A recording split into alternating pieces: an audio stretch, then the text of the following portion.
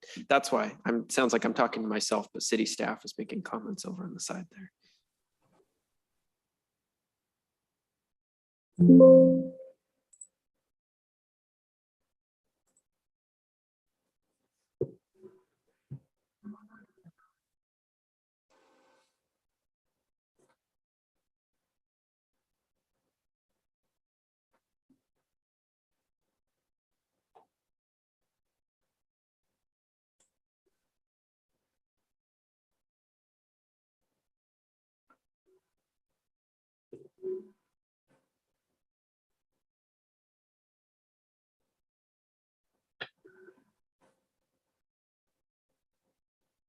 We are all set when you are.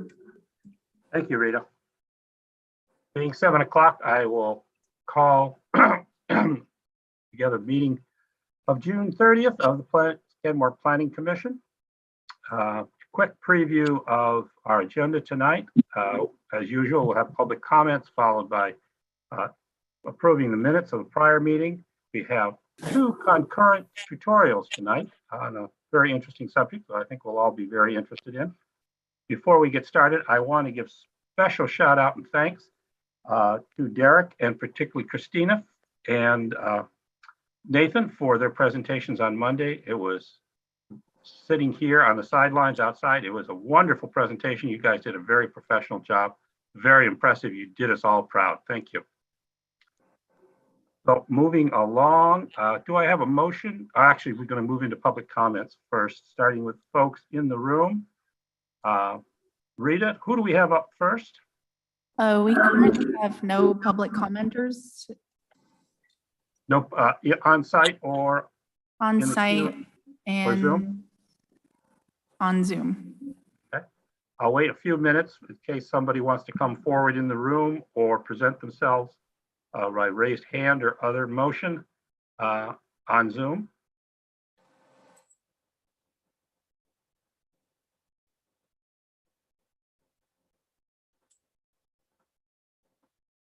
Rita, do we have any folks coming forward? I see no hands raised at this time.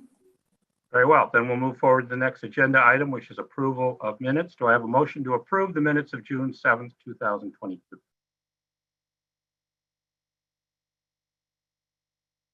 So moved. Seconded. Discussion?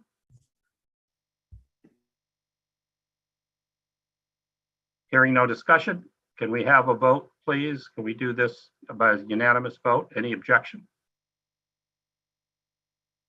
Hearing none, the minutes of June 7th, 2022 are approved unanimously.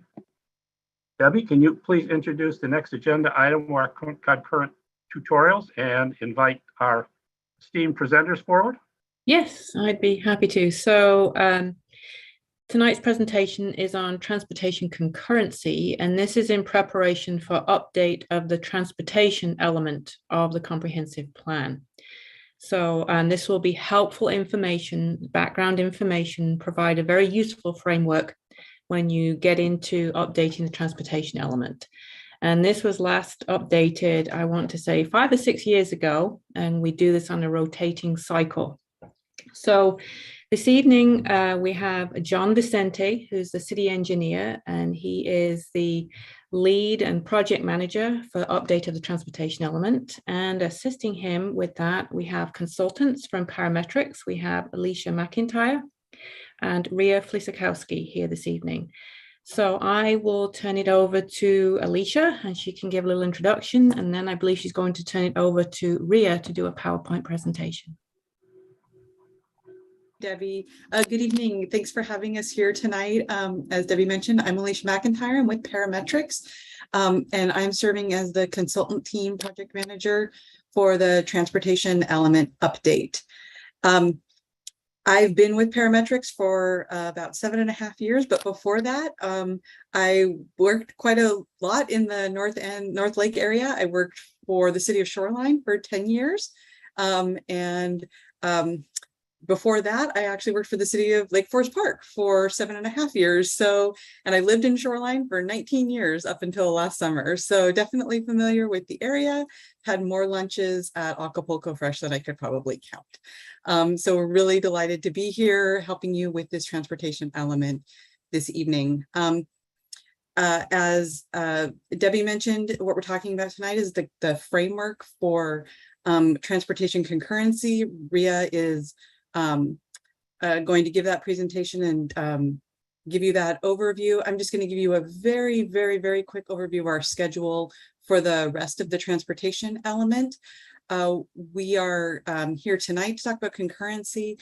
You'll be seeing myself and my team again on August 2nd, where we're going to present to you the first draft of the total transportation element. We're also scheduled to come back to you on September 6th to talk a little bit more about that element, depending on how much we are able to get through in August. And those two meetings are really slated to talk about the policies, the goals, policies, and objectives. When we come back to you in October on the 4th, we'll be presenting to you a list of transportation projects that are in part going to be generated based on the outcomes of our transportation modeling based on concurrency. And that'll also tie in with a review of the draft transportation projects for the capital facilities plan. They go very much hand in hand. And then November 1st, we'll be coming to you for a public hearing for both the transportation element and the capital facilities plan. So with that, I'm going to pass it over to Ria for her presentation. All right, thank you, Alicia. I'm going to share my screen. And I will warn you, I have a single monitor tonight, so I can't see you. So if anyone has a question or wants to interrupt me, you'll have to speak up. I won't be able to see if you raise your hand. So let me share my screen. All right. Can everyone see that okay? Yep. All right. Great. So again, you guys already know this is Kenmore work session that we're having tonight on the transportation concurrency tutorial. I'll do a quick introduction of myself. Again, my name is Ria Pliskowski. I'm a transportation engineer. I have my degree in civil engineering. I've been at DCAS Associates for 23 years with a pretty wide range of experience, both in transportation engineering and transportation planning. In the state of Washington, my experience that is related to concurrency would be, I'm the on-call transportation engineer for several small cities that aren't quite big enough to have their own staff. So I supplement them quite a bit, and I help them with their development review. And of course, all cities in Washington have a concurrency program that they need to follow. So I'm very familiar with the implementation side of concurrency and development review. And then I also have done quite a few long-range community plans similar to the transportation element that you guys are updating right now. So I'm also very familiar with long-range planning and community planning in Washington, which again is related to concurrency, and we'll get to that tonight. All right, so let's jump in. So this all starts with the Growth Management Act, which is a series of state statutes in Washington, first adopted in 1990, and it's administered by the Washington Department of Commerce. It is routinely referred to as GMA, so I will be using that acronym tonight. So GMA requires growing agencies like Kenmore to develop a comprehensive plan to address quite a few key areas in the community that addresses land use, housing, economic development, parks and recreation, capital facilities, utilities, and transportation. So our focus tonight is going to be that last bullet, the transportation piece of GMA. Now, quite a few agencies in Washington follow the Growth Management Act. It includes 29 counties and 218 cities that fully plan under these statutes. And that's about 95% of the state's population. I know, I just thought that was an interesting fact. You guys aren't in it alone. I think most of your state is in this with you. now. A comprehensive plan has a transportation element in it, and that is what Alicia had referred to. That's the element that they're working on right now to update. The transportation element has two primary objectives. It sets the framework for transportation policies and projects based on community values and your financial resources. And the element also guides transportation investments by identifying projects the city needs to support future growth and travel needs. Now let's dig into concurrency a little bit. So what is it? I know it's a word you guys probably hear all the time. Some people think it's somewhat confusing. I'm really hoping to be able to explain it to you guys tonight because I think it's pretty straightforward. Concurrency is one of the 14 GMA goals that local governments must implement in their land use planning. So in the most broad definition, concurrency is intended to ensure public facilities and services are adequate to serve new development without decreasing service levels below locally established minimum standards. Now, the statewide goals for these concurrency requirements are to encourage land use patterns that can be served efficiently by public infrastructure. Also, to provide appropriate infrastructure at the time of new development. And then also to prevent new development from degrading local service standards for the current users of the existing system. So that is really the statewide goal of why this is a requirement. So in meeting those statewide concurrency goals, local agencies must do several things. Develop transportation investments in a capital facility plan, establish minimum standards for their performance, connect them to specific funding strategies, either statewide and either from the state or locally, and also identify transportation projects needed to support development. And what that really all means is public facilities and services needed to support development must be regulated by what we call a concurrency process. And that triggers reassessment and mitigation if the minimum standards are not met. So let's dig in a little bit more now on a local level. So in Kenmore's code, you have an integrated transportation program. And these are the 4 key elements that are integrated. There are concurrency requirements, defining what an adequate transportation system is, level of service standards or LOS, to evaluate that multimodal system and to ensure that the system maintains those level of service standards over time.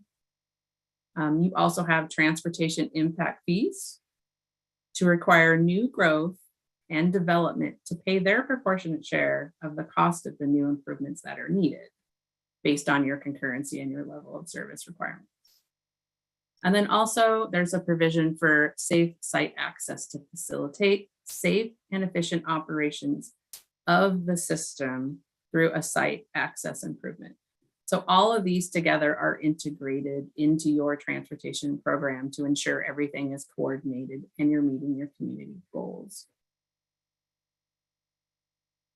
All right, so I wanted to make this a little more local. So Kenmore's code's definition of concurrency has a little bit more detail and nuance beyond what the state's more broader definition is. So concurrency means transportation improvements or strategies to accommodate the impacts of development are made concurrent with the development, so that the level of service on a city's transportation facility does not decline below the level of services adopted in this chapter. And we'll go over those in a little bit.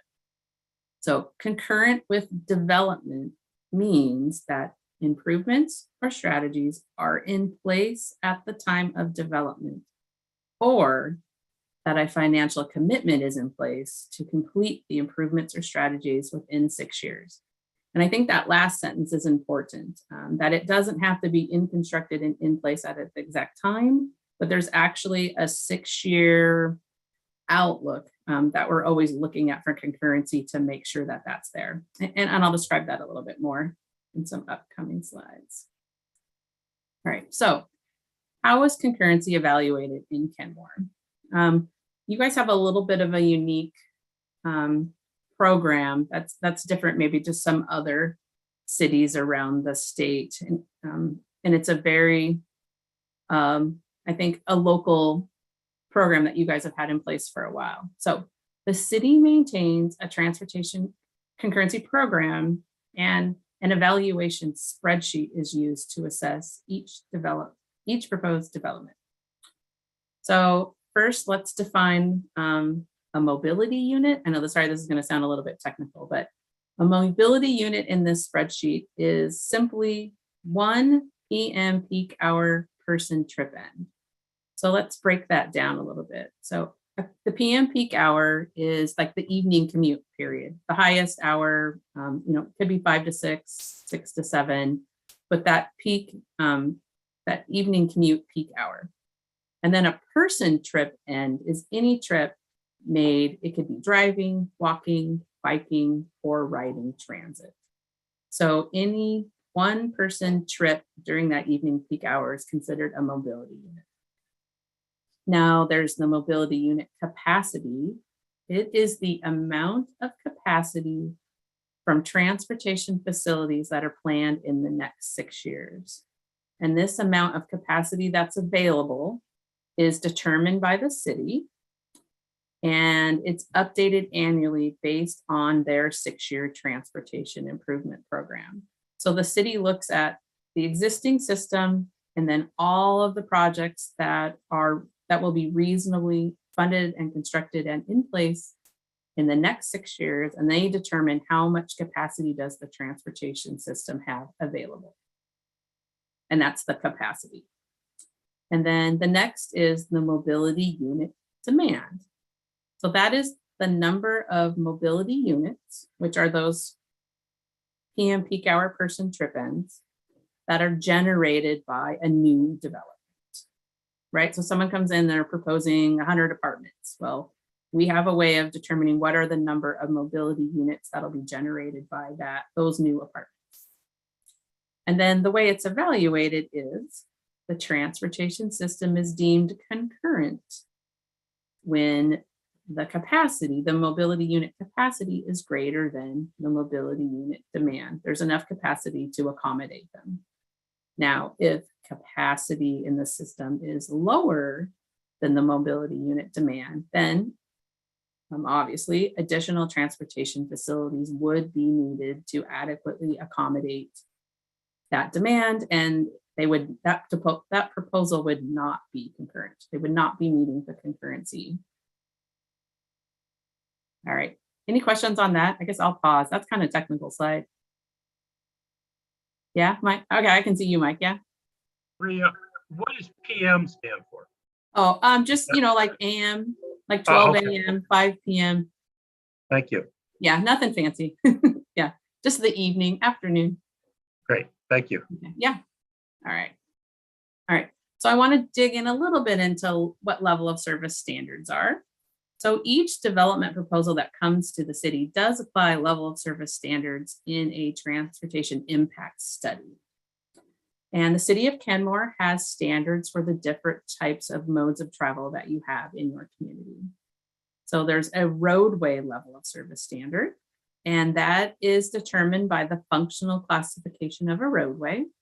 And the city has determined what those are. There is a map in the transportation element that would let someone know. And that includes boulevards or arterials, neighborhood connections, and local streets. Now, the level of standards for roadway it sets a maximum vehicle delay that is allowed at intersections and at there's some select corridors that are spelled out in the standard. I added this little graphic here on the bottom left corner just to help describe this a little bit better. I think a picture is worth better here. So the way level of service in transportation engineering works is it's A through F. So we start at level service A. That's great. The vehicle delays are very low. and the speeds are very high.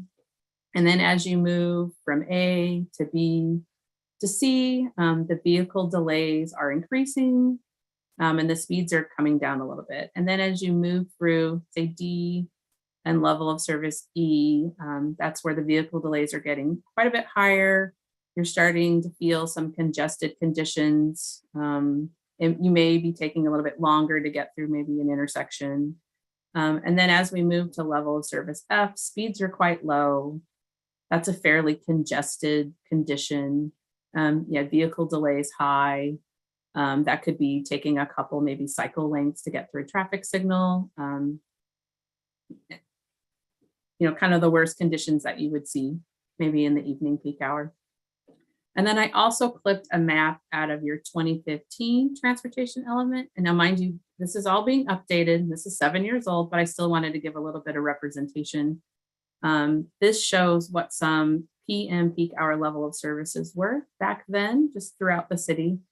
And you can see the red dot is level service F, and then it kind of moves up. It uses the same colors, pretty close that my graph does. So you can see where some of the more congested areas are and then where they're less. But this is merely showing how the level of service standards are calculated and applied in the city. And then the city also uses pedestrian and bicycle level of service standards. Now these only apply in the identified priority networks for pedestrian and bicycles, and those are included in the city's transportation element as well. And it sets a minimum standard for either walking or biking on those associated facilities. And I grabbed again from the 2015 plan, a couple examples on the right, just to illustrate that a bit. That map on the top shows the city's current bicycle priority network, where they have plans for buffered bike lanes or just traditional bike lanes, some shared roadways, and some trails. And then the way the level of service works is you go and inventory what the current conditions on those roadways are. And if it fully meets what that bicycle network improvement is, its level of service green. If it partially meets it, but it has some improvements or facilities, but not the full, then it's yellow. And then if there are no facilities at all, no bike facilities, it would be level of service red. So it instead of using letters like the roadways, it uses just the green, the yellow, or the red indications. And then pedestrian is the same way. It's just a different map with different facilities with different network recommendations. And then the city also has a transit level of service standard that is applied. And that is based on conditions for transit stop amenities, such as a bus shelter, how accessible the stop is, and how easily can you walk or bike to a stop, and also the frequency of a service. All right, so how does this all interrelate with the transportation element update that's happening right now? Well, so for the level of service standards, those will be applied to evaluate existing and future system conditions. And if there are any deficiencies, if there are any locations that don't meet the level of service standards, either today or in the future with the anticipated growth.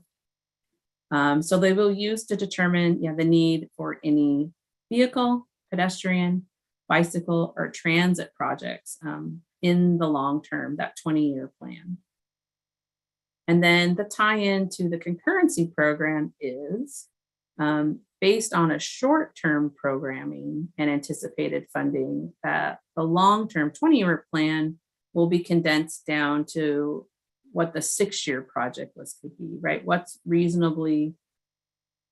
projects are reasonably funded and to be constructed in that 6-year project list. And then that feeds right back into that concurrency program that I mentioned, where the city will have to go back and update that mobility unit capacity based on this new list of 6-year projects, determine how much capacity is available. And then that will be used in concurrency evaluations for development when they come back with their demand to make sure that it's met and that they can prove that they are concurrent. And again, I just grabbed the 2015 plans 6-year project list. And again, this will all be updated. I just thought it was a nice visual representation of what's planned. You know, some sidewalks, some bike lanes, some corridors that will be improved, shows a couple of roadways that'll have some capacity improvements, and some bridges and some other things. And with that, I am done, and I would love to answer questions. Yeah, Mike? Oh, you're muted. Rhea, where do the standards come from? Are those national numbers? Oh. Are they relative community? Did we set them? Great question. Yes, every city has standards that they have developed for themselves based on their community goals and how they want their transportation system to operate. So yeah, you have like level service E at boulevard intersections, and then it kind of goes down, I think, to D as the functional classification of the road goes down. I think it's level service C for local. But yes, in the past, you guys determined what those were and what you were going to use. Is there any way to be able to compare our level of service standards to other communities? Oh yeah, easily. Yeah. So they are comparable metrics? Oh yeah, every city has their own, and most do it based on functional classification. But yeah, if that's something you're interested in, Alicia and I could help you with that. And I will say, state facilities that are operated by WashDOT have their own standards. You only have standards for your roads. And same with the county, though you guys aren't by a county. So, good question. Anyone else?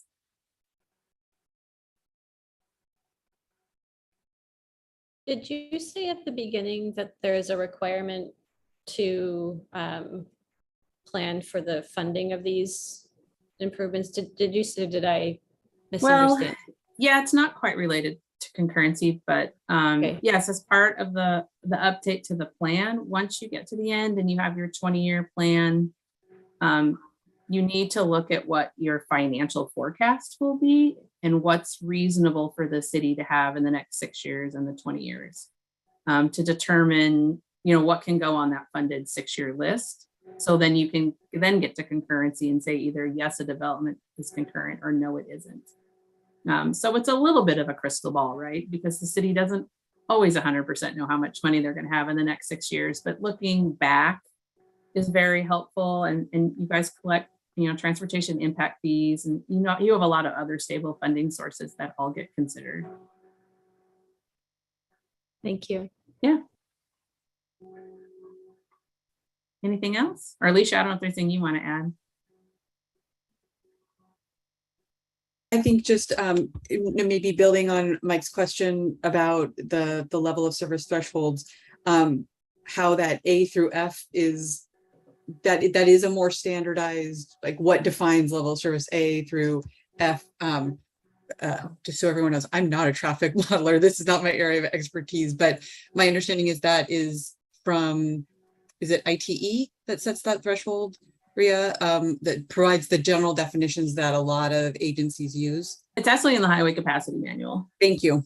Yeah, but that is standard, yes. Like a level service D here is exactly as a level service D in Texas. That is the same, but your standards are yours. But we all measure the same. Yeah.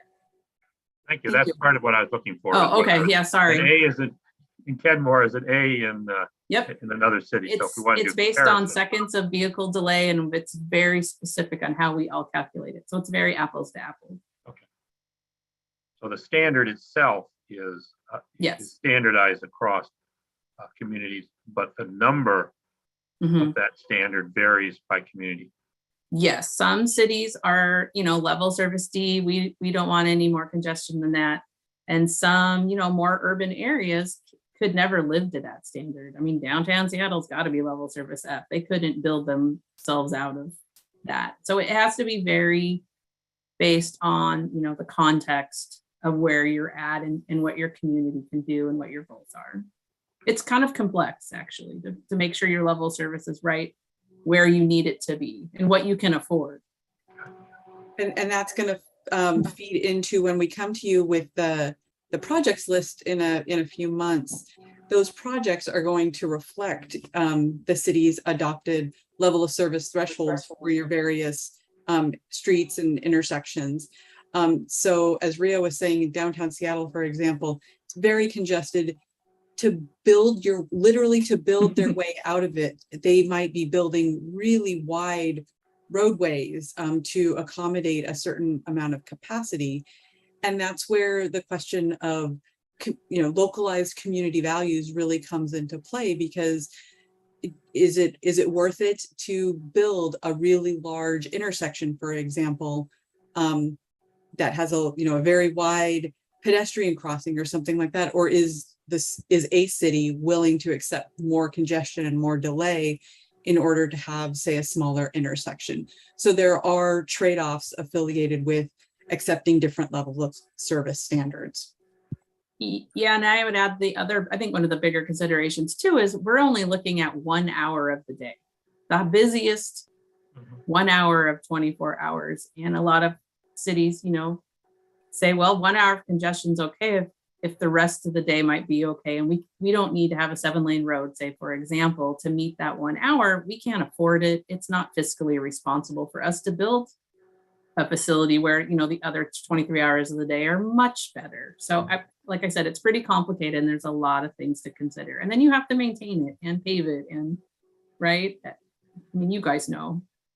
The best analogy I think I ever heard for what Ria's describing was the idea of you have your home and it has all the space that you need to accommodate your family that lives in it full time. But around the holidays, maybe you're going to have aunts and uncles and cousins coming in. And for a few days, it's going to be really, really crowded in your house. Do you go and build like a big addition to your house just to accommodate that short time frame of close family quarters? Or do you just let it, be a little uncomfortable for this brief period of time? So that was the best analogy I've ever heard to describe kind of the trade-offs affiliated with how you make those decisions. What this brings to mind for me is this is going to be an issue where we're going to need some significant community input on just what their sensitivity is to those trade-offs and where's the priority, particularly on the spending side. How much degradation of your level of service standards are you willing to compromise in order to ensure funding, because funding is limited for other priorities. That's something we can tee up, but I think we're going to have to go back to the community, get some input on that before we get to the point of making a recommendation. Yep, that's a great comment. I assume that's what other cities do. Oh, yes, of course. And it's complicated. We could just talk about this for hours. So, yeah. But yeah, community input's really important because they're the users of the facilities, right? Every Tracy, day. And yeah. You were going to ask a question. Oh, yeah. Thank you, Mike. Could we go back to the slide for level of service standards for pedestrians and bikes and transit, compare it to the car one? Okay. Yeah, and it's a totally different methodology, I would say. Yeah, can you it's talk not a little about that? And yeah, so, can you talk a little bit more about the methodology and why it's different? Sure. For automobiles. Thank you. So I would say, sadly, transportation engineering has been very vehicle focused, probably the last 50 plus years. So there are very detailed methodologies and calculations for roadway, level of service, intersections, vehicle delay.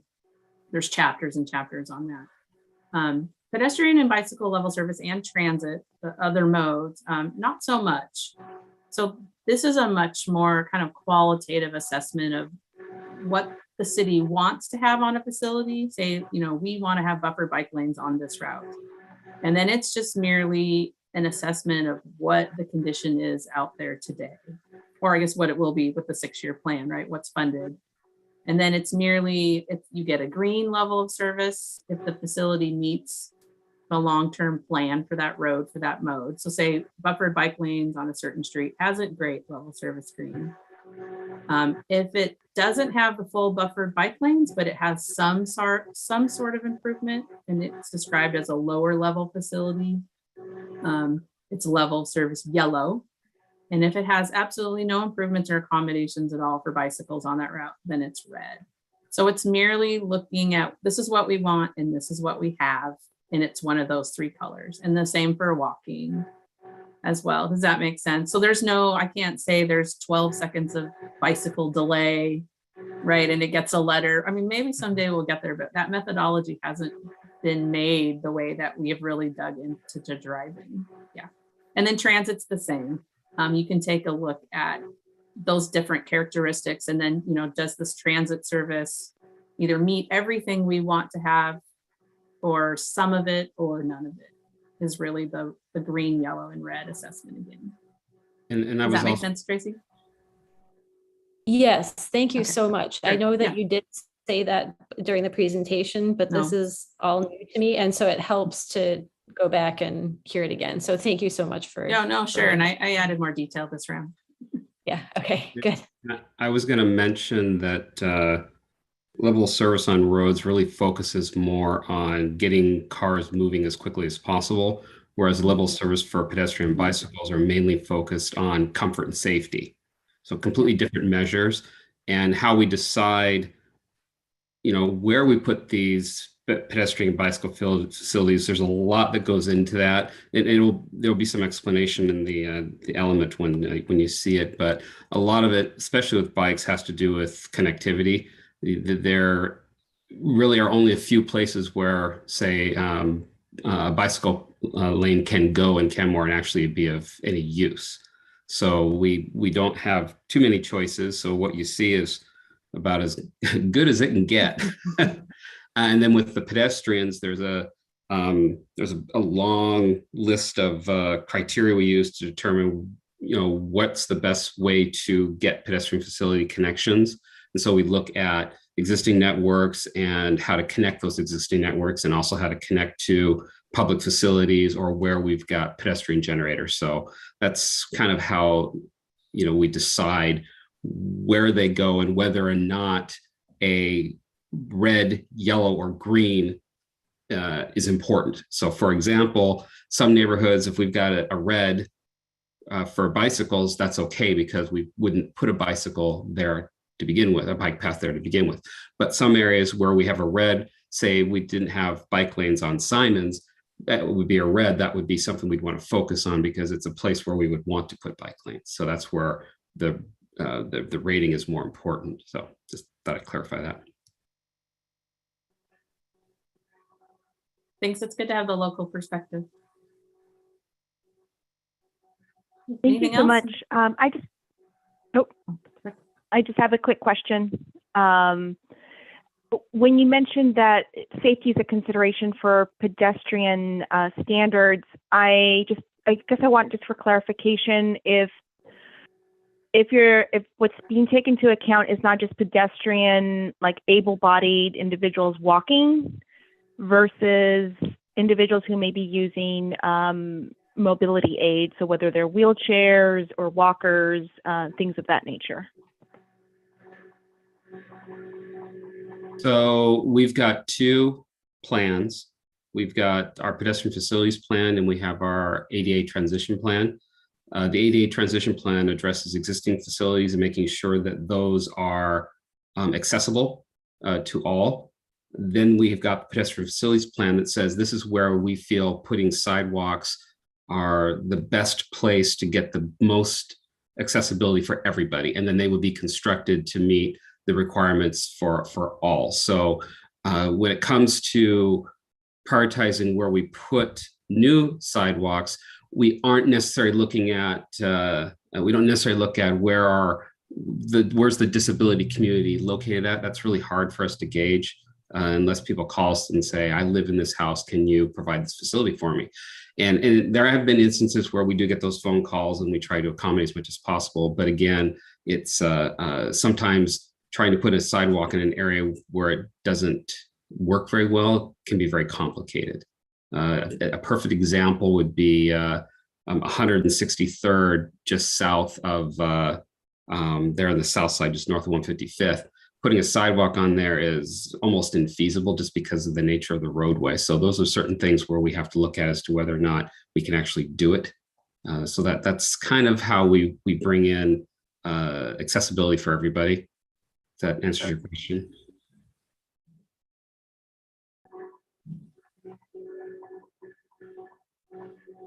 Any other commissioners have a question? Nathan, I want to make sure we're not excluding you. No, I'm all right at this time. Thank you, though. Okay. Rhea, Can I do ask you one have more any question? more for us? Mike, can I ask one more question before Please. we move on? Okay, so I don't, maybe this will become more clear to me as we move through the process. Maybe I'm asking this prematurely or just because I don't know what the process will be, but given that there are going to be trade-offs, mostly probably, well, because of financial constraints, maybe because of community preferences, because of environmental constraints, like how much of that is, well, I guess it would be part of our recommendations, right? Moving forward about what we would recommend in terms of service for automobiles and then service for pedestrians and bikes. Like, is that how the city has thought about it historically? If my question is not clear, please let me know and I will try to restate. Let me see if I can field this. Like lots of blank faces. Let me see if I can field it, and Rhea, please chime in. So process wise, and I don't think you're getting ahead of this. This is a good segue to explain kind of what we're going to do. So what we do to help us understand how we think level of service is going to perform, or how these intersections are going to perform in the future, is we use a traffic model. So we're in that process right now. So what we will do is it's a regional traffic. It starts with a regional traffic model. So, and like I said, I'm not a traffic modeler, so I'm going to be describing this in like very non-technical terms. But basically the model is programmed. It's a PSRC based model that has all of the growth in the region loaded into it. And then what we do is we essentially run that model in both the 6-year and the 20-year horizons, and it tells us where it looks like there are going to be delay problems at various intersections throughout the city. So, and what we're looking for is, where does delay occur in areas that don't comply with your adopted level of service standards? And then we look at those locations and say, okay, what's the fix here? What do we need to do to make this intersection function in accordance with the city's adopted standard?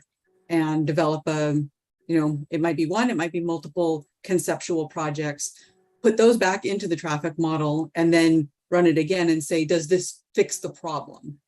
And then we would be able to come to you and say, here are the projects that we would recommend.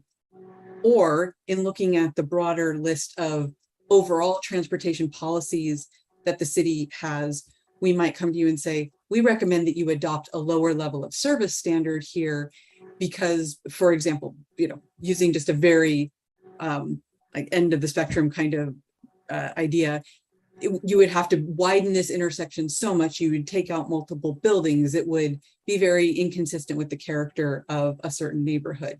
So there is some opportunity for an iterative process that does look at funding. It also looks at other values that the city has.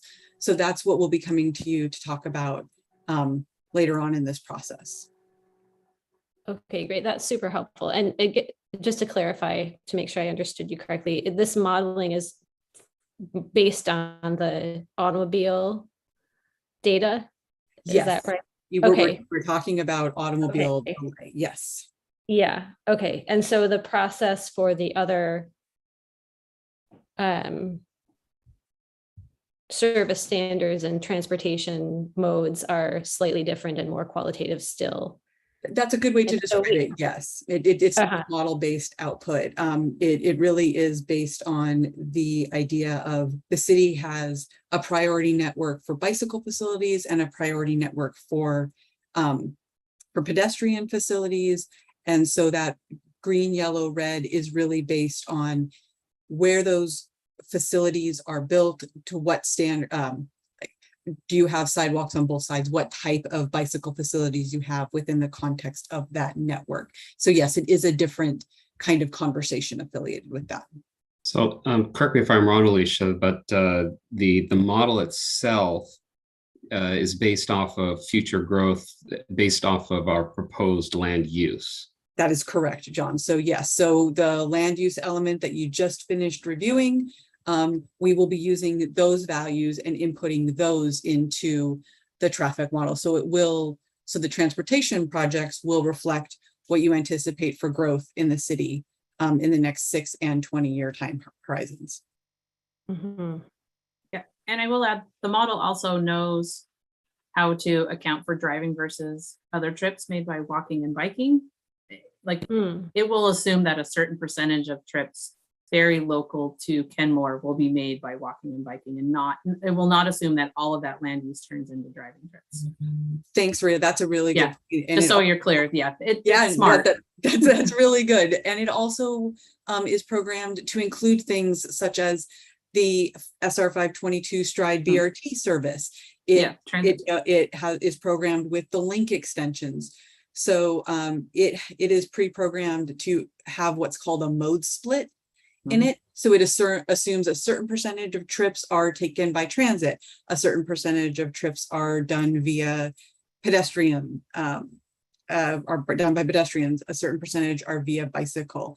And obviously those values and those mode shifts change depending on kind of the context of where you are as well. So obviously if you had no bus service, for example, in a community, there would be no transit mode split, just as again, an extreme example.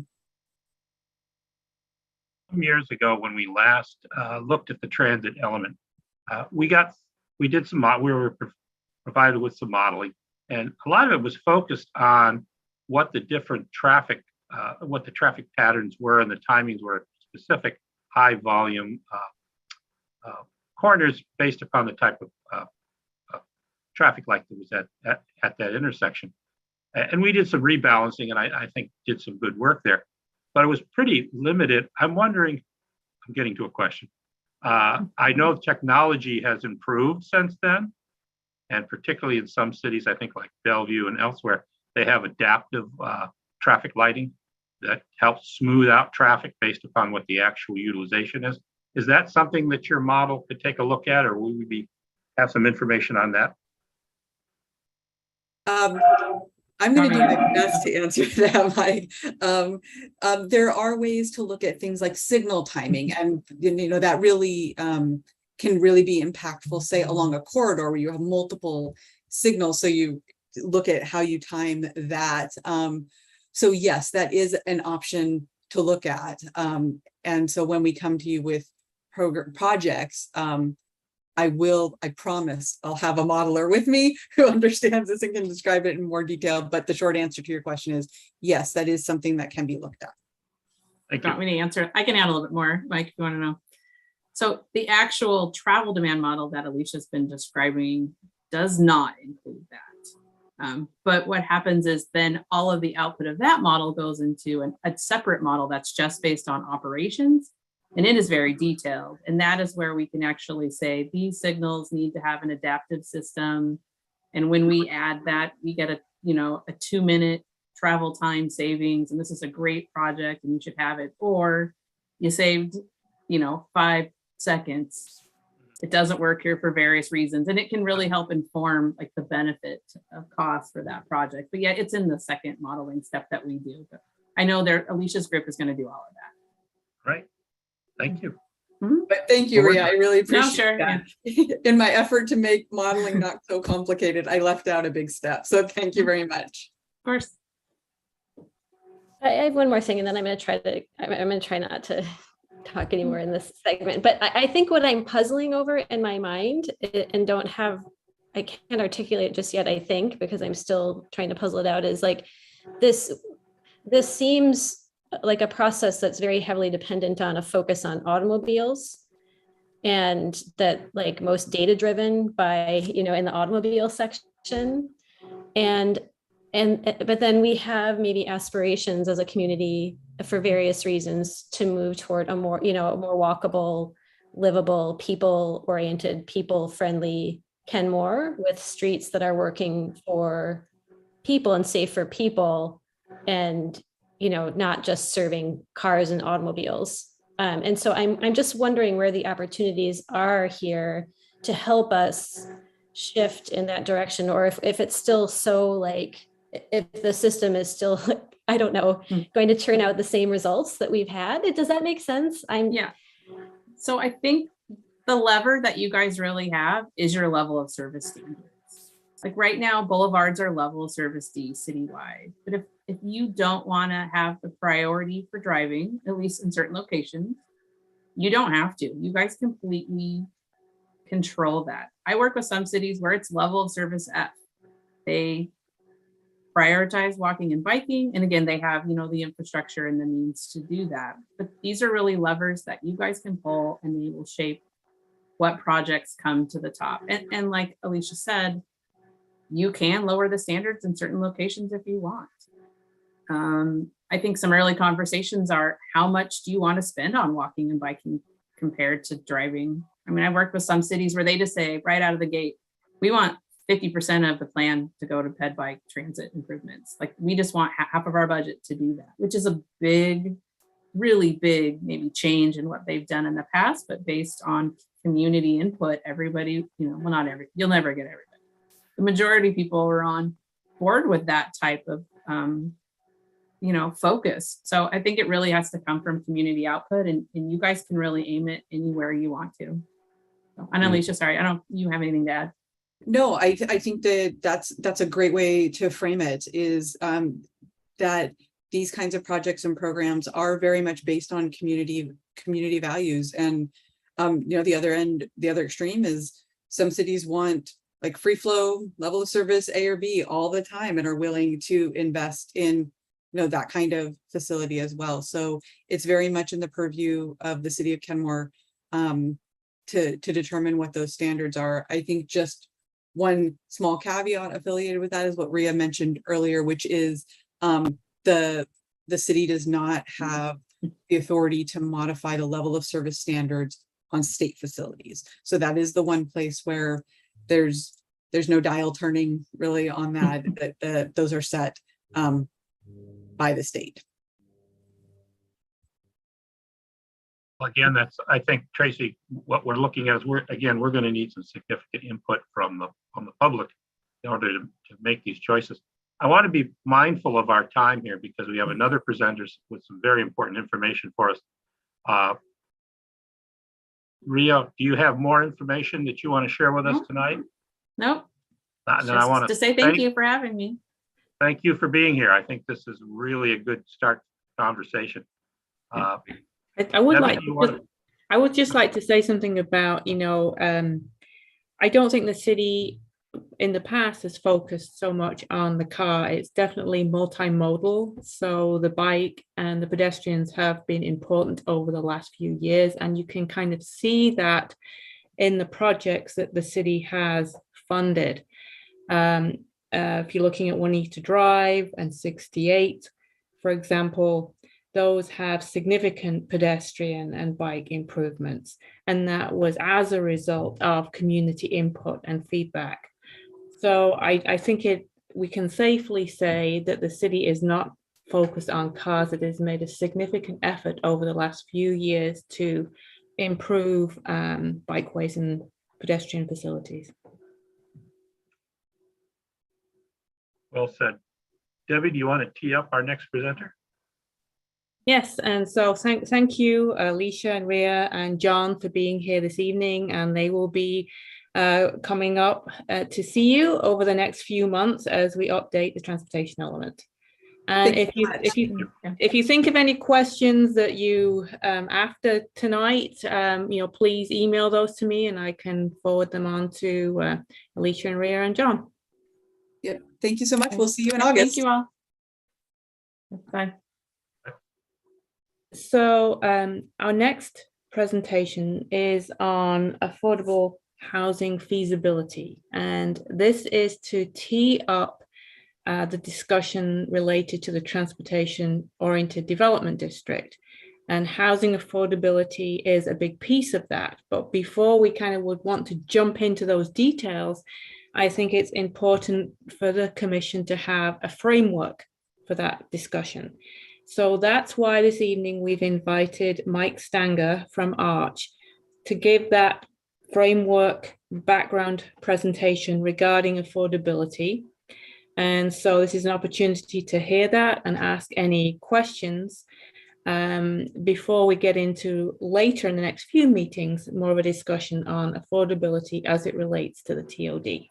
So I will turn it over to Mike, and Mike also has a presentation to share.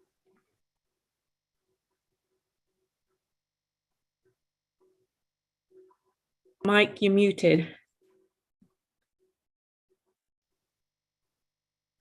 About that.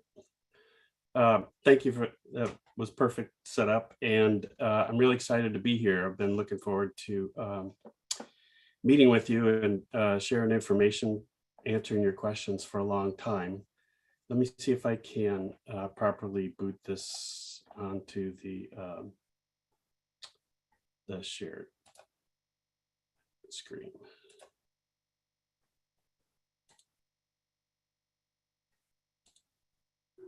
How's this looking? Yeah, we can see that, Mike. Thank you. Okay, great. Well, thank you again. Debbie and Lori and I agree that I ought to try to present some of the basic information about affordable housing programs and ARCH before diving into some really technical matters. As a matter of fact, although I didn't listen super closely, I was kind of struck at some similarities between the previous discussion about modeling and this one.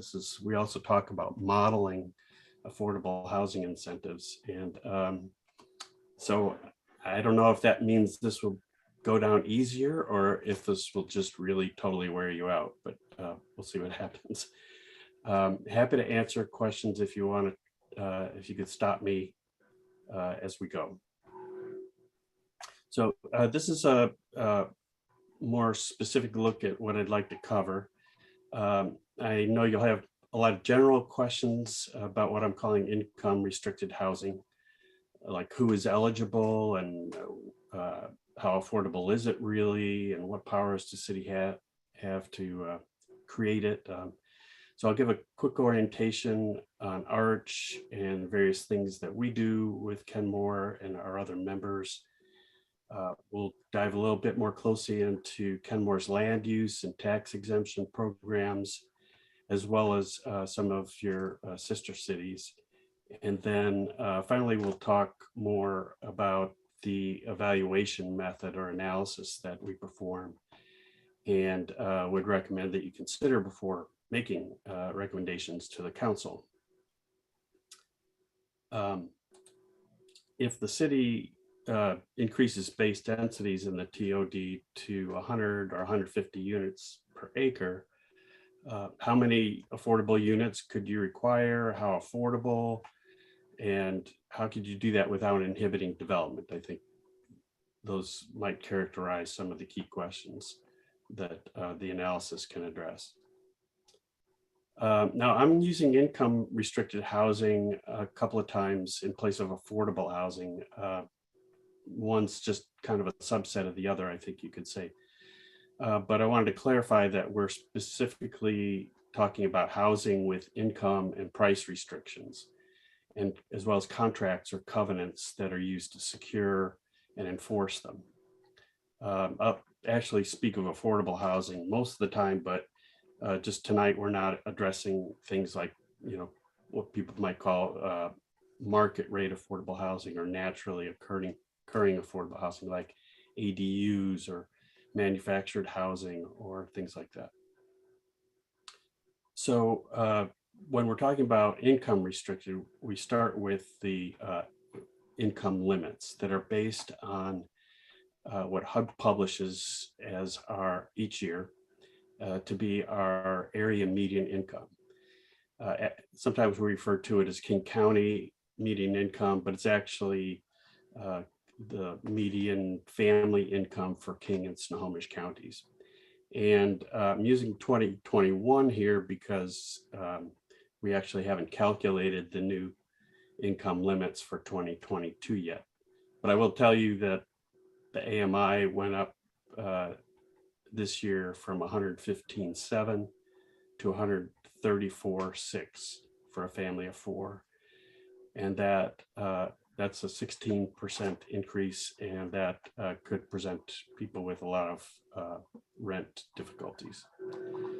This is a side note.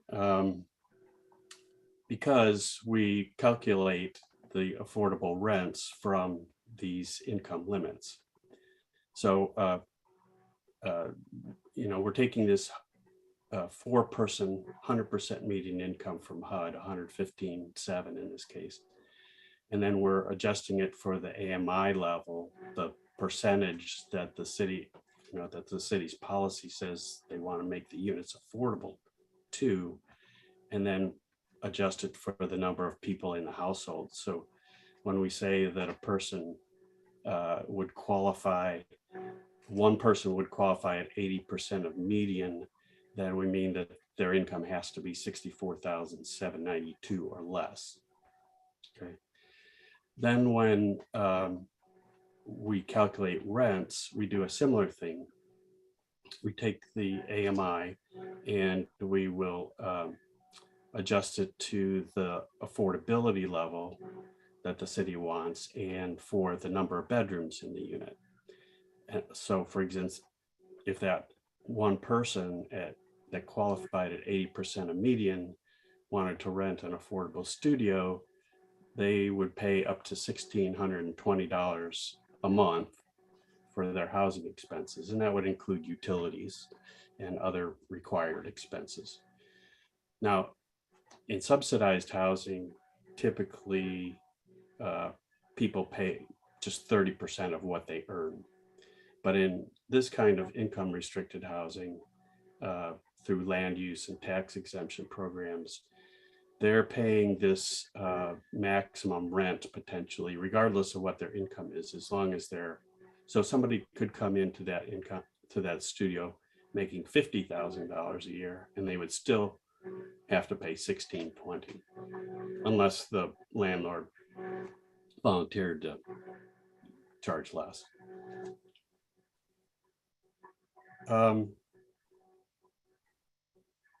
So where does Arch fit in on this? So Arch is a regional coalition for housing created in 1992 through the leadership of people in Bellevue, Redmond, Kirkland, and King County. And membership is for local governments. So we speak of ourselves as a government program. We're not a special district, not a nonprofit. We're not consultants. We're just kind of this, amorphous kind of just a local program formed through a interlocal agreement between the cities, and it's strictly voluntary.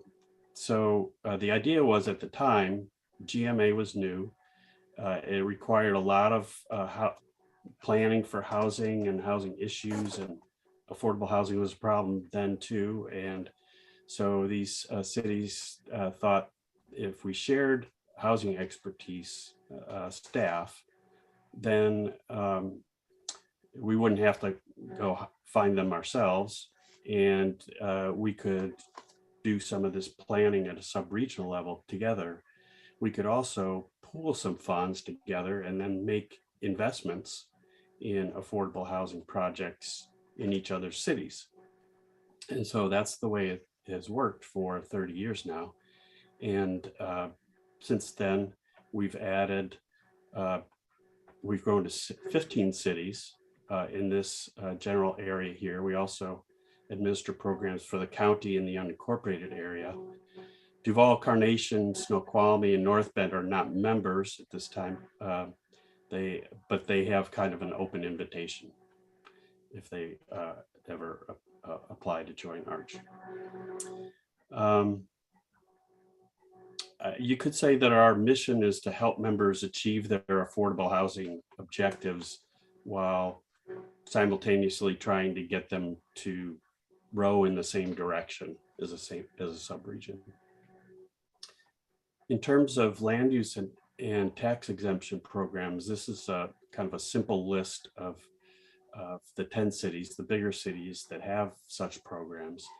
And you can see right away that there's not really any uniformity among them.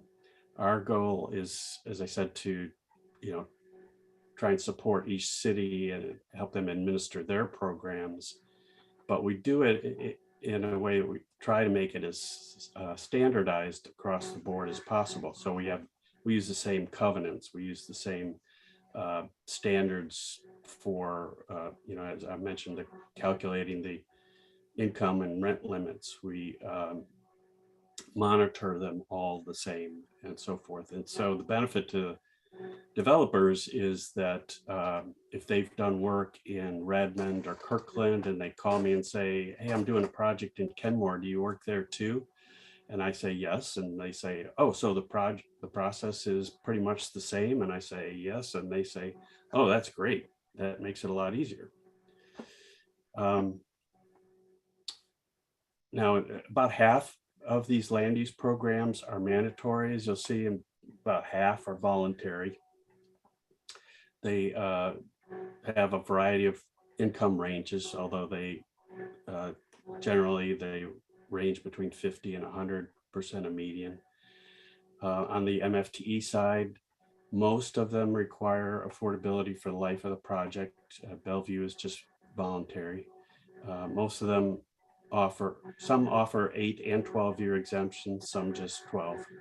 I'll talk a little bit more about some of these later, but in all, these have produced over 2,800 units of some rental and some home ownership. And I've administered these programs for the last 11 years, producing the covenants between the cities and the developers, and done more than half of those probably. So we have a lot of experience at doing this. And where do we get the authority to adopt these programs? And of course, they come out of state law. On the land use side, they're generally from the Growth Management Act. And these include density and height bonuses, fee reductions, parking reductions, expedited permitting. They need to benefit low-income households, which the state law allows, high-cost area cities to go up to 80 AMI for rental and 100 AMI for owner-occupied housing. They have to remain affordable for 50 years. You can allow developers to pay a fee in lieu of the affordable housing, or to actually put the housing on a different location if it's in the same city. But those are options. Another part of the state code also has other information on impact fee reductions. You can reduce impact fees on affordable units up to 80% without having to use public funds to replace the costs. Then on the MFTE side, or multifamily tax exemption, that comes from a different part of the state code. That allows you to exempt the new residential improvements or rehabilitated improvements just on the housing portion of a project for 8 or 12 years. If it's a 12-year exemption, then 20% of the units have to be affordable. If the exemption is 8 years, then it's the city's option whether to require any affordability. A popular misconception is that the affordability is limited to the length of the tax exemption. That's actually not the case, and most of the MFTE programs that we manage are for the life of the project. That even if the tax exemption runs out, the affordability continues. Part of that's because they're also combined with the land use program. Now, a recent amendment to the state law allows you to, if you have projects with 12-year tax exemptions, you can add another 12 years to that if you at more affordability for it. So I'd like to talk a little bit about mandatory versus voluntary land use programs. We all like voluntary incentives, right? We like people to feel they've got an incentive rather than being forced to do things. But what happens in this realm is that the city can offer the increased densities or, more development capacity or reduce the parking or so forth in exchange for some affordable housing. And the developer, if this is voluntary, then it's the developer's choice whether to take it or not. If they're not absolutely convinced it will help their bottom line, then they usually don't take it. So their voluntary programs tend to have a lot less utilization. In the mandatory or inclusionary zoning, the city proactively gives that development capacity increase or parking reductions as of right. And then you're required to provide the affordability, whether you use the increased capacity or not. So the choice is taken from the developer. And for that reason, then the programs usually get more affordability. Question is, do they inhibit development? And my answer is not if they're designed properly. If they're designed poorly, then they might. But here are results that we've seen since 2010. And I choose 2010 because that's when Kirkland started their mandatory program. So I've got Bellevue here at the top, Kirkland, and then Redmond on the bottom. And I'm distinguishing between voluntary land use incentives and mandatory, with the MFTE stacked on top of those. You can see right away that Redmond has had the most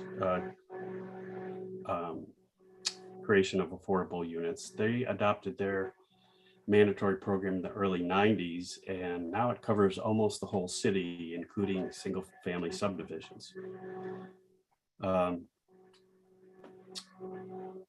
Bellevue had a mandatory program rather in the early 90s, but abandoned it and been voluntary for the last 25 years.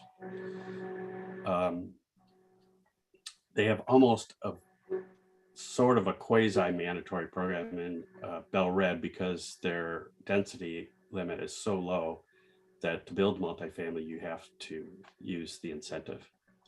But other than that, everything is strictly voluntary, including obviously the MFTE program.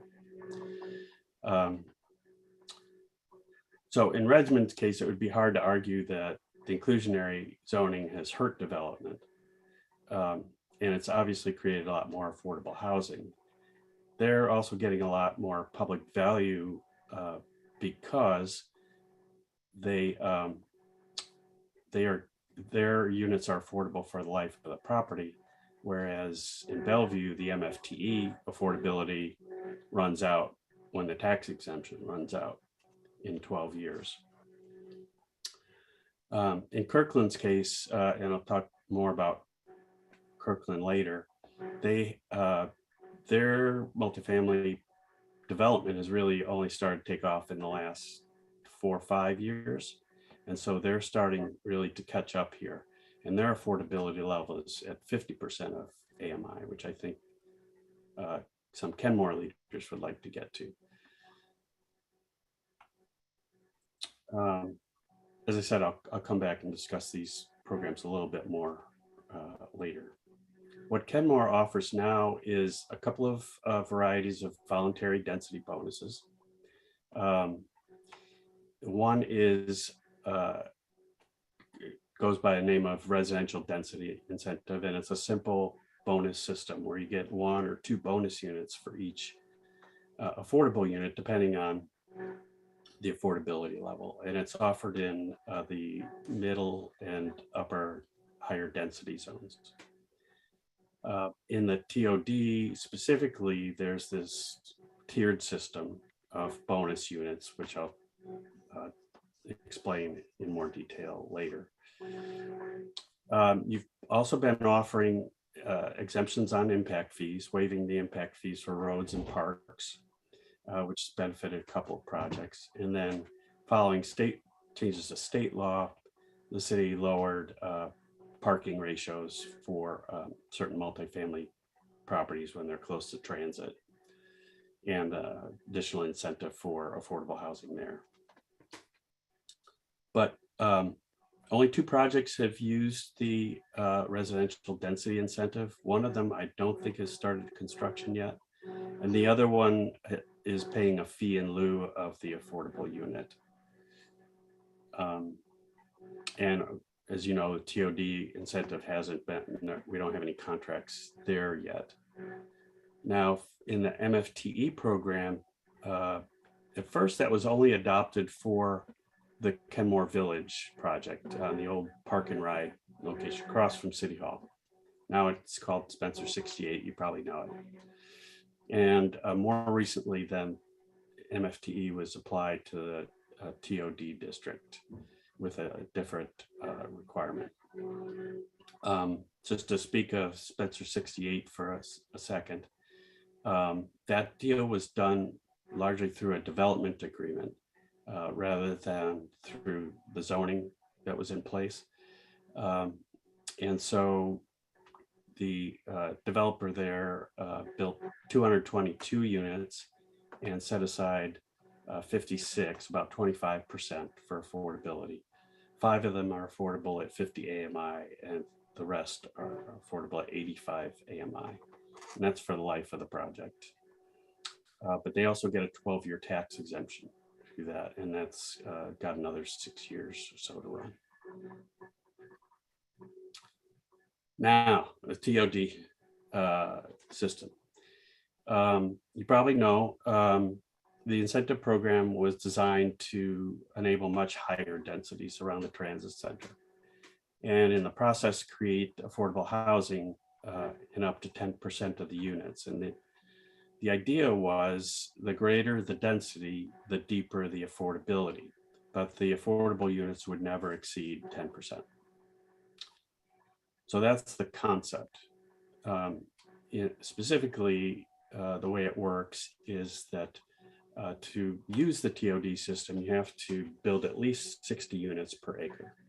Anything above your existing zoning is considered a bonus unit. And when your bonus, as long as your bonus units are below 30% of the total project, then you are making 1 out of every 3 of those bonus units affordable at 70% of medium, up to the maximum 10%, as I said. If you want a bonus that's greater than 30% of the total, but you're still under 120 units per acre, then you start converting some of those affordable units from 70% of median to 50, right?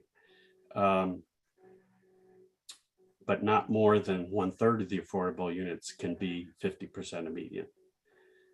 So this deeper affordability gets more complicated and less beneficial than it sounded in concept. If you build more than 120 units per acre, then you can only go up to 150. But if you build more than 120 per acre, then you're affordable. You keep adding affordable units to stay at 10% of the total. And those new affordable units come at 35% of area median income. And the example that they give in the code helps a little bit. So if you have an acre and a half and your underlying zoning is 48 units to the acre,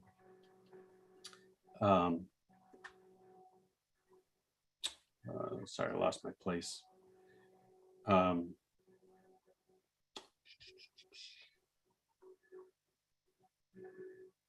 don't know, but let's say you want to build 210 unit So 10% of that would be 21 affordable units.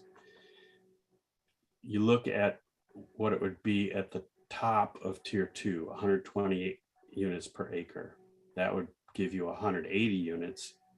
10% of that would be 18. At that level, 13 of those 18 would be 70 AMI units and 5 would be 50.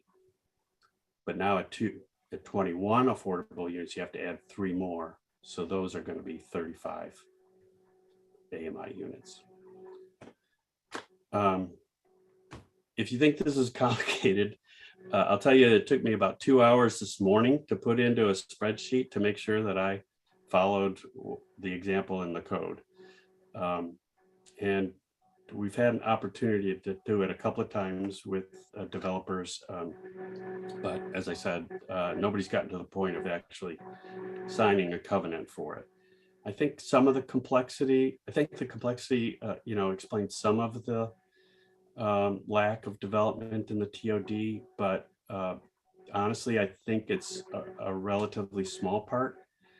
I kind of feel that that if the market demand were there for development in the TOD, that they would find a way to deal with the complexity of this code. But it is kind of a problem. And I know you watched the panel discussion, or I watched the panel discussion that you had with the developers a couple of months ago. So I'm aware that you have feedback from them on this as well.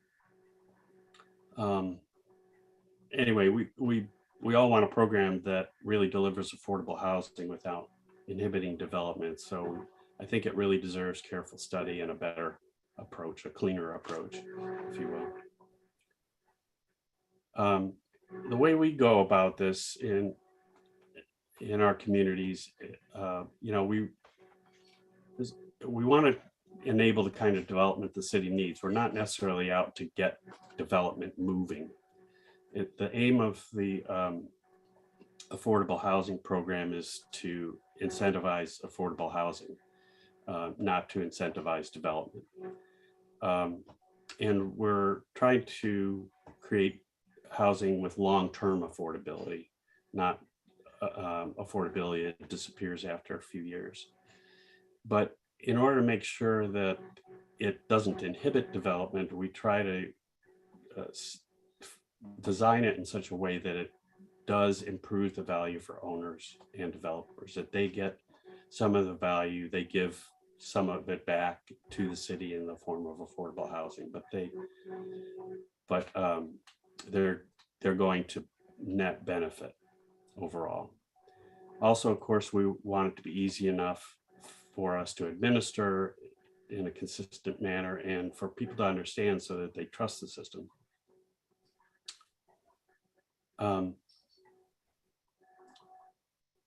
As I alluded, it's not our objective usually to try and make projects pencil that don't already pencil. We're trying to help affordable housing to pencil. So we model this in a way to try and secure as much value for the public in the affordable housing without hurting the development. And we start by trying to evaluate, putting actual dollar values on the benefit that the developer gets from increasing their development capabilities by reducing their parking requirements and saving them on the impact fees. The increasing development capacity is interesting because what we have found the simplest and I think reasonably accurate way of doing this is to think of the price of the land. So imagine that that I have an acre of land that I bought, zoned for 48 units. And then you as the city increase the zoning to 60 units. So that's an increase of 12 units. For me, it's like you just gave me a quarter acre of free land. And so that's how we come up with the value of it. To put it another way, if I paid $40,000 per unit for the land to build 48 units and the zoning increased to 60, those 12 units, new 12 units increased my project value by 480,000. The parking is similar.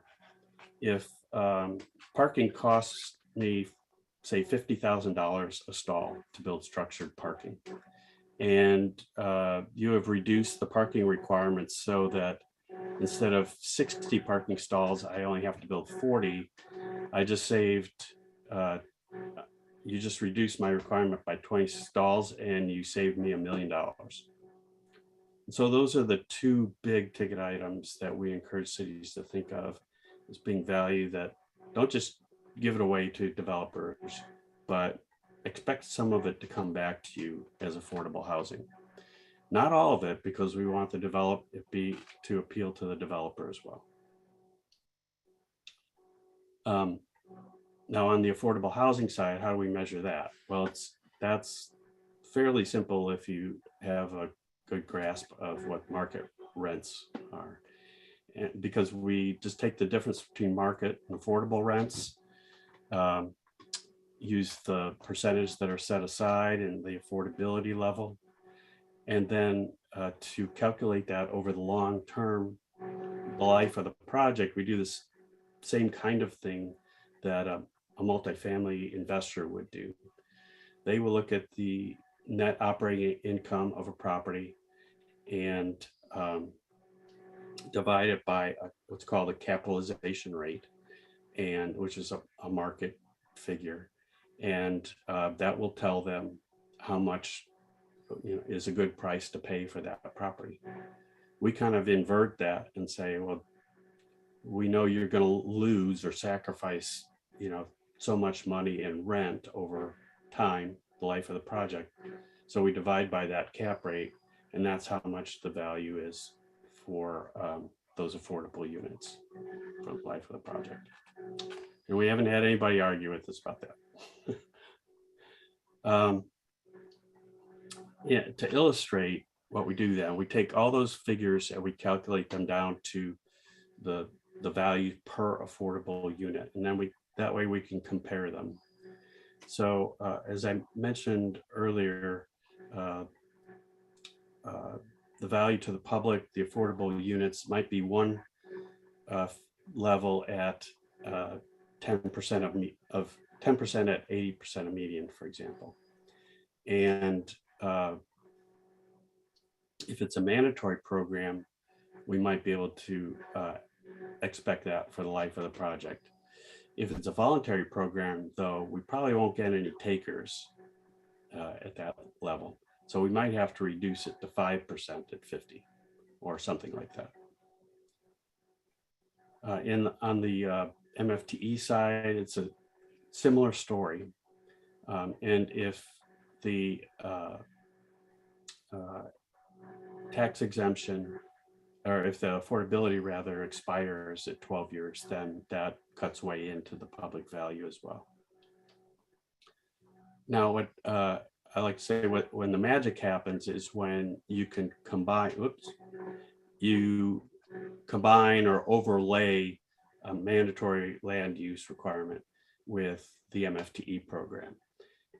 Then if you tell a developer they can use those affordable units, 10% or 20% or whatever it is, to satisfy both programs, then you can get deeper affordability. And that's how Kenmore and Redmond are getting deeper affordability. Redmond had their inclusionary program, as I mentioned, since the early 90s. They came back just 4 years ago and added MFTE. And they used the tax exemption in effect to buy down the affordability from that, for those 10% units, from 80% of median to 60. And so now those are affordable at 60% of median for the life of the project. You can get a 12-year exemption as well, but then you have to add another 10%, set aside another 10% of units. In Kirkland, when they adopted their mandatory program, they put it together with MFTE at the same time. And they really wanted to reach for deeper affordability. So they just said, our land use requires 10% at 50. And with that, you automatically qualify for an 8-year exemption. And they also offer a 12-year exemption. But just as an aside, they don't get any takers on the 12-year, and neither does Redmond.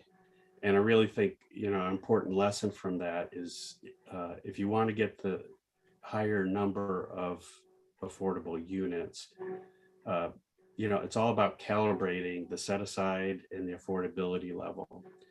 And but keeping in mind that developers are have some other considerations at stake. I think a lot of developers, or maybe it's their lenders, investors, I don't know, prefer to keep smaller percentages of units as affordable. They're reluctant to go up to 20 or 25 if they don't have to. So it's, if the city's objective is to try and get to 20 or 25, I'm just cautioning that it's not going to be easy. But I'm hopeful. Anyway, for the analysis, the key data that we need, or the key factors that go into this, we collect land sales and we look at construction costs for parking, market rents, cap rates, and then we look at the range of acceptable densities, acceptable parking minimums, and impact fees, and those are the key things that go into the model. This is just to give you a glimpse of what we did in Bellevue, or Bothell rather, for the Canyon Park up zone about a year and a half ago. We cranked this data together, and what this shows on the left-hand side is the developer values or gains per affordable unit for different set-asides. So for instance, a 5% set-aside would result, oh, sorry, this is if you increase the development capacity by 20%.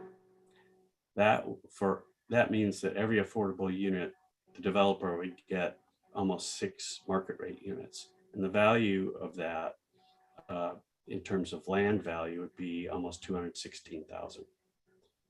They would build more than 5 parking stalls, fewer parking stalls per affordable unit, and that would save them another $213,000. So in total, just with the development capacity and parking stall increases, their project values increasing $429,000 for each affordable unit.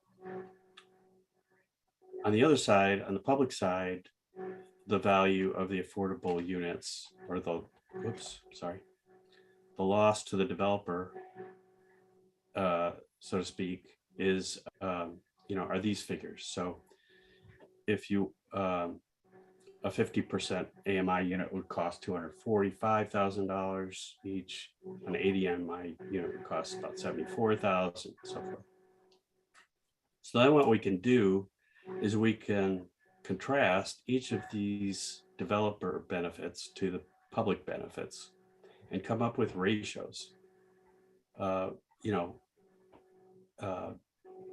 many dollars does the developer gain for each dollar spent, that they give up for an affordable unit at each level? And so we look at those ratios for all these combinations, and it gives us a chart that I think is really interesting. So down the column here again is the percentage set aside for affordable housing, and this would be the AMI level, or the affordability level. So going back to this, if you take a ratio from this 5% set aside to this 50% AMI unit, you make a ratio from those values, you get 1.75. In other words, the developer is getting $1.75 for each dollar that the city is getting back for this affordable unit. And what we suggested to the city is that they look in this range, and you can see that the colored cells kind of create a nice little curve here. Something that's, you know, maybe 1.2 to 2.0. That way, you know, at least 1.2, then you feel like the developer is, you're pretty confident the developer is going to come out ahead. But if you get above, and then I admit that this is somewhat arbitrary. If you get above 2.0, then you start to feel like the developer may be maybe you're not getting as much as you should be back. In this case, the city decided to require 10% affordable at 70 AMI. Later, they came back and added MFTE. And so to make those 10% affordable at 60% AMI, they would get an 8-year tax exemption. So if your head's not exploding or caving in or something, I guess what I want to leave you with is that if we know, you know, if we know how much development capacity and parking, you know, what standards you're willing to allow, then we can model the options. We can come back to you with, okay, you could expect to get set asides and affordability levels, you know, somewhere in this range with these, you know, trading off those two things.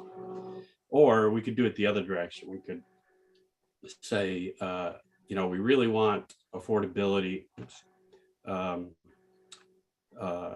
you know, so many percent at such and such AMI, and then we can run it in reverse in a way and say, well, if you really need that, here's how much density or development capacity you're going to have to allow, or parking reductions or so forth. That's our aim. That's how we go about it. We did it most recently in Bothell, and but again, the history has shown that Redmond, Kirkland, now Bothell, I think it may be some time before I don't know that you can expect immediate results. But I do think that if this is all based on the kind of development that you want to see, that you think the city needs, then when the market comes to you, then you'll get those affordable units as well. Hope I didn't go too long.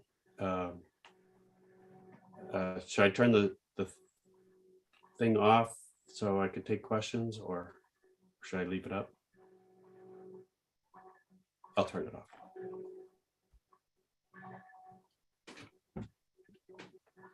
Okay. Did that help? Mike, that was very helpful. And I am so glad that somebody is out there doing that, because that's a lot of work. And it makes sense for us to pool resources and share in that way, because that's a lot of work. So thank you. Yeah, thank you. Are there any other tools that Arch has looked at to produce more affordable housing?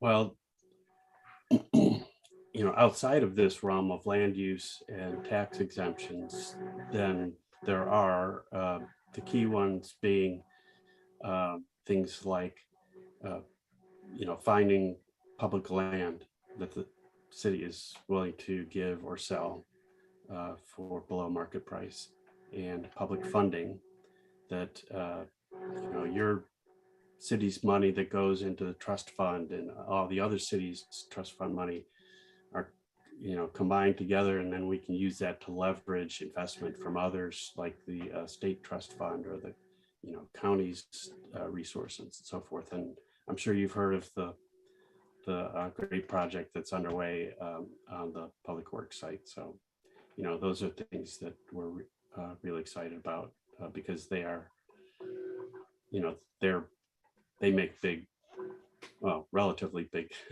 impacts on communities. I don't think there are too many great innovations out there that we have available to us that are also legal to us right now. But those, there are always things that we can ask the legislature for authority.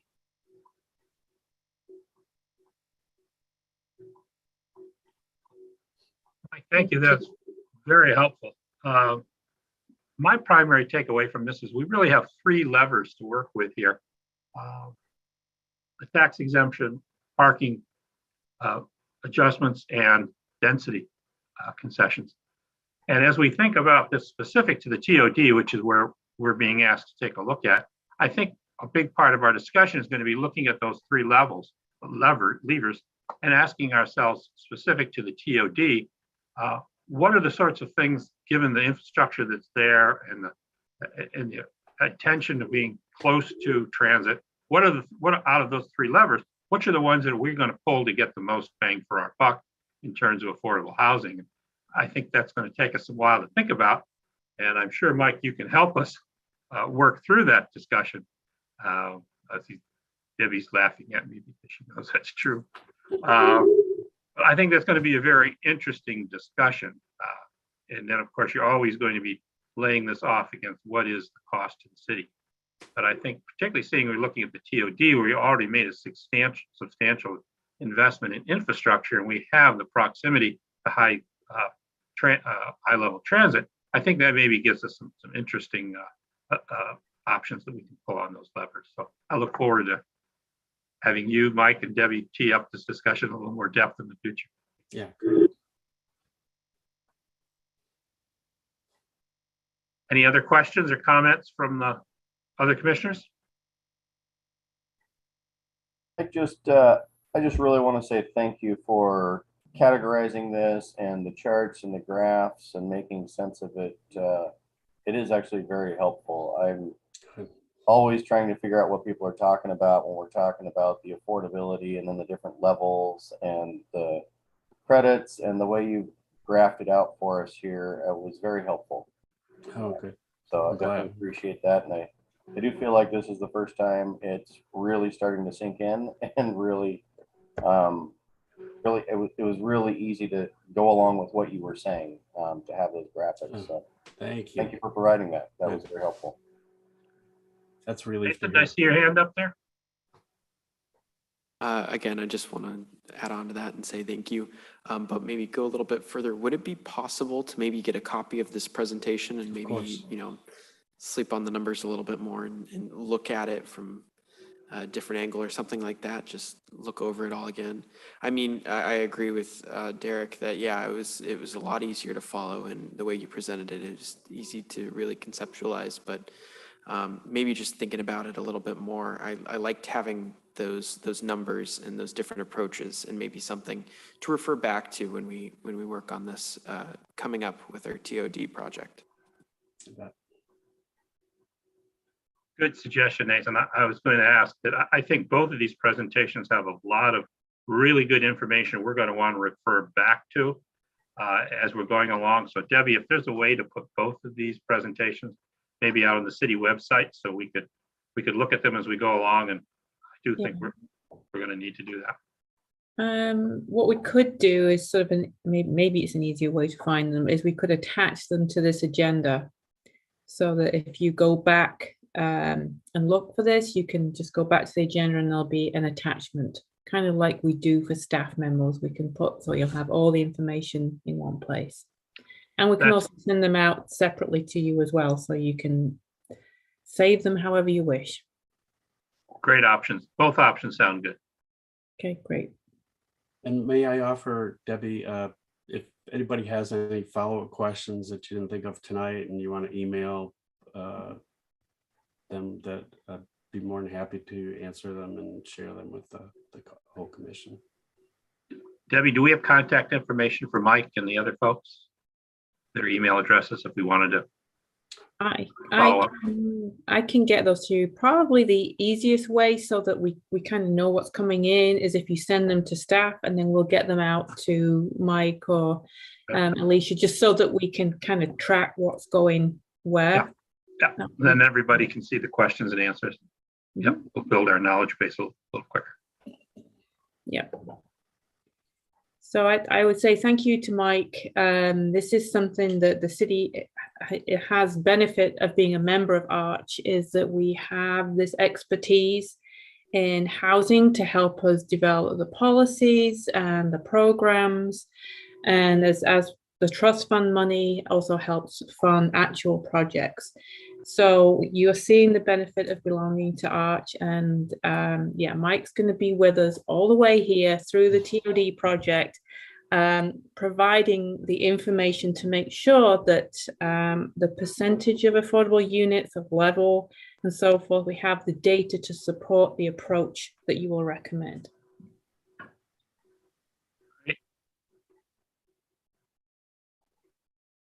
Any other questions from commissioners? I'm sure we'll all have plenty more later on. So again, Mike, thank you. I think we're at the end of this part of our agenda. I think we're ready to call it a night. Anything else? Again, Mike. Debbie, anything else on the agenda before we conclude the meeting?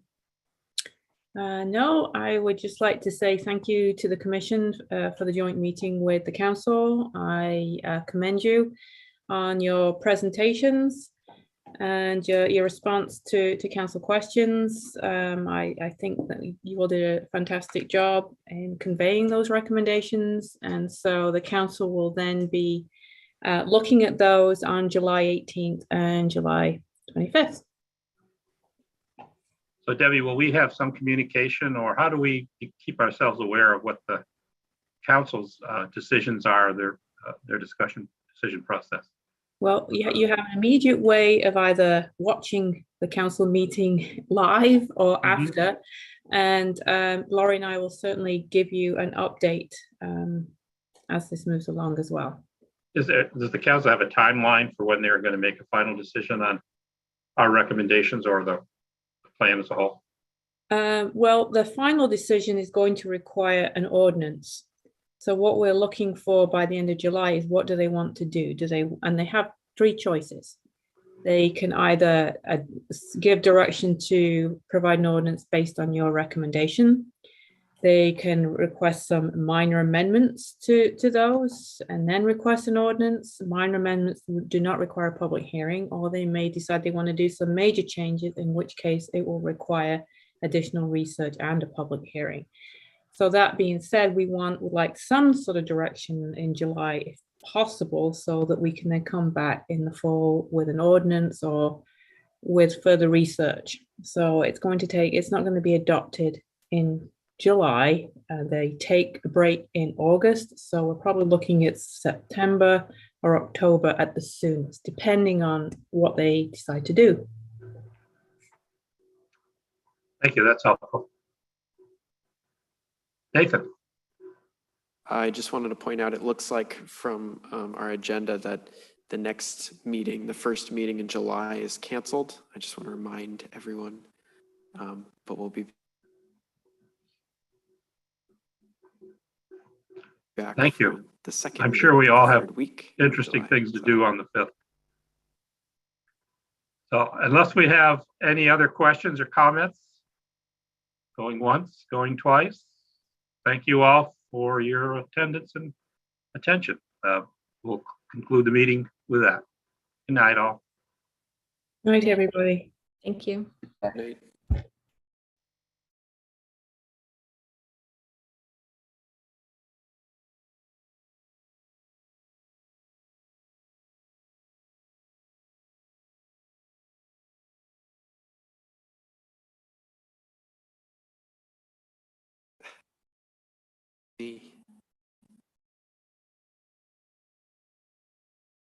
Oh.